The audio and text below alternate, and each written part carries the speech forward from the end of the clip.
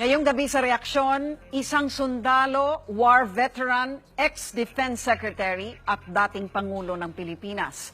Para sa pamilya at mga loyalista ni dating Pangulong Ferdinand Marcos, yan ang mga dahilan kung bakit kwalipikado na ihimlay ang kanyang mga labi sa libingan ng mga bayani. Siyam na mahistrado ng mataas na hukuman ang pumabor, habang 5 naman ang bumoto para tumutol. Ikinatuwa ng pamilya Marcos ang desisyon ng Korte Suprema at nagpasalamat kay Pangulong Rodrigo Duterte para sa kanyang suporta. Hinimok nilang magpatawad at magkaisa ang mga Pilipino. At para pag-usapan yan, makakasama naman natin ngayon ang founder ng Marcos Loyalists for God, Country and People at dating spokesperson ni Ginang Imelda Marcos, si Cherry Covarrubias. Good evening po, Ms. Cherry. Welcome to Reaksyon. Good evening. Good evening. At syempre, Lucy. kukunin ko muna ang reaksyon ninyo dito sa naging desisyon na pumapabor sa paghihimlay kay Pangulong Marcos sa libingan ng mga bayani. We're praising God, Lucy. Habang tumutuloy yung mga luha namin, umiiyak kami, iba-ibang reaction kasi alam mo naman, ang tagal na namin talaga ito pinaglalaban. Kaya masaya kami. Sabi ko nga, praise God. Sabi ko, finally, truth prevails, sabi ko. Kasi yung palagi idinadasal namin na the Anong Holy truth Spirit... po yung nagpe-prevail sa inyong pananaw? Oo, yung truth na Marcos has may karapatan siya malibing sa libingan ng mga bayani. Ano ho ang masasabi ninyo dun ho sa sinasabi ng mga tumututol dito na hindi naman bayani si Pangulong Marcos dahil nga sa alam naman natin sa ating kasaysayan na 20 taon siyang naging diktador sa ilalim ng isang martial law government. Ano ho ang... Alam mo, Lucy, mahabang istorya yan eh. Unang-una, doon na lang tayo sa bottom line. Sino itong mga nag-a-against? Sino ho sila sa inyong pananaw? Sabi nila, mga aktivista. Kaya nga nagdeklara si Marcos ng martial law dahil sa mga aktivista na yan, sa mga leftists, sa mga komunista that wanted to overthrow the legitimate government of Marcos. So yung aktivista ho sa inyong pananaw ay mga rebelde ito? At Mga rebelde, oo. Mga rebelde. So Kasi, hindi ho, ang tingin niyo ho sa mga nagrarally, talagang mga rebelde sa bansa. Hindi ho mga ideologies Alam na mo, pinaglalaban lang ang kanilang paniniwala tungo sa tamang pamamahala ng ating bansa. wala na eh. Wala na sila sa wisyo yung kanilang isip eh.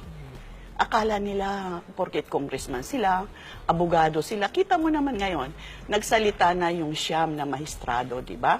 Hindi pa rin nila matanggap. So, ano yun? Alam mo dito sa mundo, bottom line character eh. Ugali. Anong ibig sabihin nito, Miss Cherry? Hindi niyo ho pinaninindigan na minsan sa ating kasaysayan ay nagkaroon ng 20 taon ng martial law na merong ng mga naganap na human rights violations at minsan sa ating kasaysayan ay napatalsik nga sa poder si Pangulong Marcos sa isang people power revolt. Alam mo yung people power revolt, may kasaysayan, may istorya yan eh. Hindi naman ang taong bayan ang nagpatapon kay Marcos eh. Iilan lang sila na nandiyadyaan na talagang hinakot lang sila.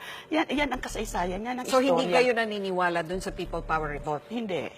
So talagang At mula saka sa ang there is- tingin niyo po talaga kay Marcos ay bayani. Bayani. Bayani siya. Kahit na napatunayan din sa ilang mga kaso sa korte na may nagkamal siya ng mga kayamanang illegally gotten. Lucy, kasi magkaiba yung ill-gotten wealth at saka yung unexplained wealth. Anong pagkakaiba nun? Kasi unexplained. Alam mo, I was the first emissary of the late President, kay Johnny Enrile. Sabi niya, Cherry, sabi mo kay Johnny, pabalikin ako para sagutin ko itong mga allegation nila ng pagnanakaw, ng human rights violation. Kasi ako lang naman ang makakasagot niyan, sabi niya. Kaya lang, nang pumunta ako kay Johnny, sabi niya, sabihin mo sa matanda, hindi siya makakauwi hanggat nandiyan si Cory. Okay, so ngayon nga po, nakinatigan na po kayo ng Korte Suprema dito at kinikilala nga nila na maaaring ihimlay si Pangulong Marcos sa libingan ng mga bayani. Sa inyo pong pananaw, nagka-closure na ho ba talaga ang issue? Alam mo, ang closure kasi, kamukha niyan, sila sabi nila hindi sila makamove on, di ba? Bakit hindi makamove on ng isang tao? Halimbawa tayo, pag hindi tayo nag-discern, hindi natin matanggap sa sarili natin. Sila, mga leftist, komunista, aktivista, nahuli, may dahilan, hanggat hindi nila natatanggap yung katotohanan na yan kung bakit sila nakulong, kung bakit gano'n nangyari sa kanila, hindi sila talaga makaka-move on. Kasi masama yung laman ng puso nila eh. Paano naman po yung mga talagang biktima ng human rights violations sa ilalim ng Pangulong Marcos, no? Kasi- They're also real, and these are real cases, no? Hindi naman ho maikakaila na, hindi naman ho nag-iimbento yung mga yon. Ang problema kasi, Luchi, nung mawala si Marcos, hindi naman sila nag-file ng human rights violation case dito sa Pilipinas eh. Dahil Mga nga ho nasa 3,000 Honolulu po si President Marcos, so hindi po makasuhan ng kriminal. Dahil pag criminal case po, dito ho dapat nililitis, no? So, Hindi, kasi Yun gusto lang nga naman bumalik, ho yun. ayaw naman siya pabalikin. So bakit ayaw siya pabalikin? Gusto nila puro bad publicity lang, media ang ginamit nila. Mahirap yun, Luchi eh. Para tayo niloloko eh. Lahat naman tayo, kahit hindi tayo nakapagtapos ng pag-aaral, mayroon naman tayong common sense eh. So ang sinasabi niyo po, halimbawa yung mga nabiktima ng human rights, hindi po sila maka-move on, sabi nila. Paano kami mag-move on? Hindi pa kami nabibigyan ng katarungan. Ano hong sagot niyo doon sa... Anong katarungan bang hinahanap nila? Sila itong gusto magpabagsak ng gobyerno ni Marcos. May dahilan kung bakit sila nakulong. Ngayon, nagkaroon sila ng pagkakataon na idemanda nila si Marcos. Hindi nila idinimanda. Ako mismo, inutusan mismo para makabalik, para sagutin mismo ni Mr. Marcos yung mga allegation na sinasabi sa kanya. Ayaw siya papalikin. Ilang beses yun, pabalik-balik. Pati sa Amerika, nag-a-appeal si dating Presidente Marcos para pabalikin siya. Kahit yung paglilibing ng nanay niya, makipaglibing siya. Ayaw siya pabalikin. So, pagkatapos, sasabihin, magnanakaw, sasabihin yung mga rights violator. At saka, Luchi, doon sa Executive Order number 1 na pinirmahan ni Mrs. Aquino, just few days, two days lang yata, no? Nung makidnap ang dating presidente, ang pamilya niya. Makidnap? Oo, actually, they were kidnapped. Di ba dinala nga sila sa Clark? Kaya nga mahabang istorya ito eh. Mahirap ang pakikinggan So talagang natin. makikita nyo nga ho, ito nga History. lumalabas, no? Dalawang magkaibang bersyon. Magkaiba talaga ito, Luchi. At hindi nyo talaga kikilalanin itong bersyon, kung sa inyong pananaw, bersyon Hindi na talaga. tinuturo ngayon sa mga paaralan. Hindi talaga. Alam mo, napakinggan ko yung interview kay Congressman Colmenares at saka kay yung dating DepEd Secretary. Kasi sabi nila, bakit daw walang nagagawang libro? Ano ang sabi ng Secretary of Education? Kasi walang mga materials. So bakit wala? Kasi hindi nila pinalalabas ang katotohanan. Puro kasinungalingan eh. Kaya, wag naman natin lokohin na ang tao. Alam mo, may responsibilidad kasi tayo sa sarili natin eh. We should always speak up for the truth. It is according to the Holy Scripture. Itong mga tao na ito, mga nanungkulan na sila sa gobyerno, naging senador, naging congressman, bakit hindi nila sabihin ang katotohanan? Ngayon, nagsalita na ang Korte Suprema. Siyam sila, di ba? Majority naman talaga yan. Bakit ba sila tumakbo doon? Kasi naniniwala sila na pag nadesisyonan yan, yun na ang finality. Bakit ngayon na porkit hindi nadesisyonan sa pabor nila, alam mo, iba pa rin ang kanila. So anong magagawa mo sa kanila? Kaya nga ako sabi ko, sa mga kapwa kolyalista, sabi ko, idasal na lang natin sila. Idasal na lang natin sila na sana ma-enlightened ang kanilang isipan, ang kanilang puso. Matanggap nilang katotohanan. Alam mo, kinumpronta ko si dating Senator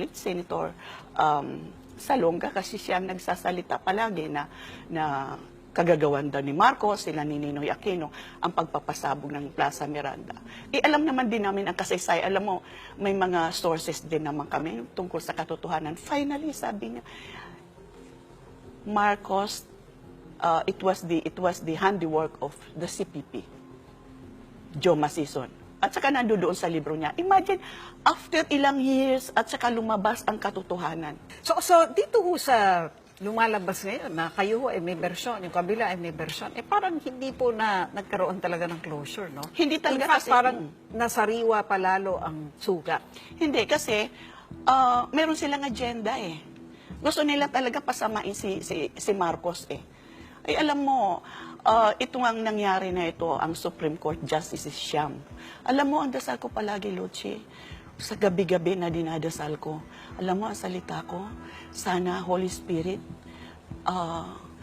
akapin mo yung mga associate justices namin na sana ma-enlighten yung kanilang puso, ang kanilang their body, soul, mind, spirit. Nagsalita na ang Supreme Court eh. Well, they're not Nagsalita necessarily na eh. the voice of truth and fact. That's Well, what people well, will wala- say, no? It's well, just well- also opinions. Well, wala tayong magagawa. Yun ang ating yun ang ating Korte Suprema, wala tayong magagawa. So itutuloy We have niyo to po accept. itong pagpapalibing sa ganang inyo. Kasi may mga mungkahi po ngayon na kung ang gusto niyo lang naman ay patunayan nga na mali ang bersyon ng kasaysayan nitong mga tumutulig sa kay Marcos, hindi po ba sapat na nagdesisyon na pabor kay Marcos ang Korte Suprema? Para sa kanila kasi parang naipalibing nyo pa talaga doon ay talagang itinatatwa nyo ang kasaysayang iyon o yung kabanatang iyon ng ating kasaysayan. Kasi hindi naman kami ang magdedesisyon. It's the family's decision. Kaya lang kami ng mga Marcos loyalists, naniniwala kami ng tungkol sa katotohanan. Nakakaintindi naman kami ng history natin eh. The fact alone na Marcos declared martial law, that was at the height of the Cold War. Yung mga kaibigan namin na mga general, na mga military, kahit yung mga anti-Marcos nga, nagsalita finally eh. Kaya anong magagawa namin? Totoo ang aming gustong ilabas. Truth must prevail. Kaya tanggapin nila ang katotohanan na lang. Hindi sila makaka-move on talaga kasi may mga agenda sila eh. Masamang agenda. Okay. Ano naman ho masasabi nyo dun sa mga nagkukuro-kuro ngayon na tila ito na ang simula ng pagbabalik sa poder ng mga Marcos? Baka ang susunod daw na presidente ay talagang si Ginoong Bongbong Marcos. Luchi, wala naman masama sa ginawa ni Marcos eh. Maganda nga yung accomplishments na ginawa niya. Ang hindi lang makatanggap talaga na magandang ginawa ni Marcos, itong mga komunista, itong mga leftist, itong mga aktivista na hanggang ngayon talagang gusto nilang patunayan sa sarili nila na kahit mali sila, gusto nila tama sila. But this is the same leftist group that President Rodrigo Duterte has engaged in the run of his government. And it was President Duterte who also moved to bury Marcos sa talibingan ng mga bayani. Yun na nga. Yun na nga, di ba? So in other words, yung mismo Yun na nga. presidente na nagbibigay sa hustisya, quote-unquote, kay Marcos ngayon, ay siya rin kumikilala na hindi ito mga rebelde at hindi ito mga dapat kinukulong na mga tao, itong mga militanteng to. Hindi. So paano nyo i-reconcile yung pananaw ninyo na itong mga komunistang to, walang ginawa to kundi magpabagsak ng gobyerno, samantalang ito rin ang ine-engage ngayon ni President Duterte, diba, sa kanyang gobyerno? Pero, Luchi, after few days nang i-announce ni Presidente Duterte na kailangan ilibing nga sa libingan, umukay si Joma. So, ibig sabihin, no, kahit gaano katigas ang puso nila, no, ito, founder ng CPP, no, kahit gaano katigas ang puso niya, nakita niya ang katotohanan. Bakit nila hindi ngayon makita ang katotohanan?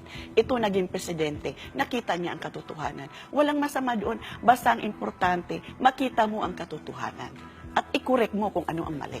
Well, hanggang ngayon po ay hindi pa rin talaga natin ma-establish kung ano talaga ang katotohanan at hanggang sa mga sandaling ito ay nananatiling mga kanya-kanyang bersyon ng katotohanan ng ating naririnig. Pero maraming salamat po sa inyong pagbahagi ng inyong bersyon ng katotohanan, Ms. Cherry Covarrubias. Magandang gabi po sa inyo. Thank you din. Kung walang magsasabi, walang mangyayari, ang opinyon mo, pinakikinggan, pinag-uusapan dahil ang bawat balita may katumbas na reaksyon. Ako po si Luchi Cruz Valdez. Magandang gabi po sa inyong lahat.